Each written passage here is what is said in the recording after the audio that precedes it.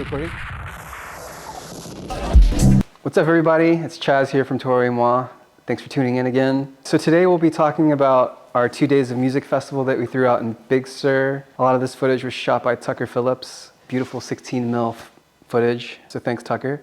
Big Sur has always been this kind of magical location for me. Like ever since I moved to California, I kind of just have loved like just the day trips you can do. And yeah, Big Sur is one of those trips. It's awesome to just go there and soak up the California drive. It's really that iconic, ideal drive that people imagine when they think they're driving through California, and that's what getting to Big Sur is like. So when Folkia brought this idea to us about doing some sort of resort takeover, there was a couple of locations in Big Sur that they brought to us, but I think Fernwood had this magical feel being right on the river, and it felt just right with the camping setup. I knew I always wanted to do something in nature as opposed to something in like a city or a more urban environment. Partially because, yeah, the way it sounds in nature, the music kind of travels and carries differently.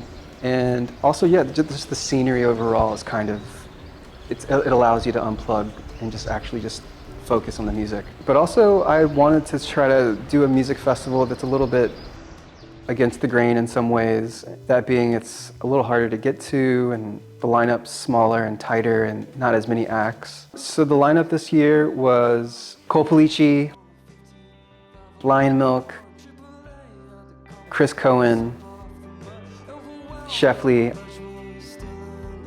Astronauts, etc.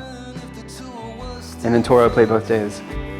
Blackberry days, I would talk to anyone, I was always late, I could never respond, started getting paid, now they asking me for refunds, learning how to wait till it all makes sense.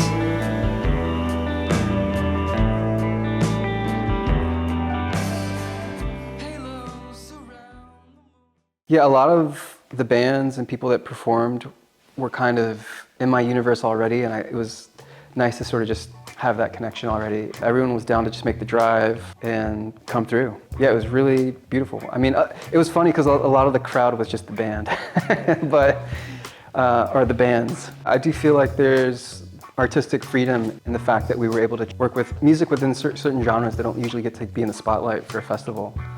And having like a yoga session in the morning, we did some tie-dye.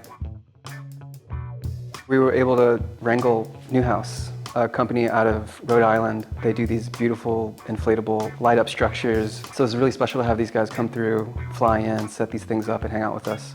I felt like all of that kind of stuff just felt a little bit more personal, or personable maybe even, where it's like you're able to just sort of hang with the bands and actually meet the other festival goers and try to just possibly make some new connections. We even got people to just relax and listen to Alan Watts and stuff like that while they're listening to ambient music.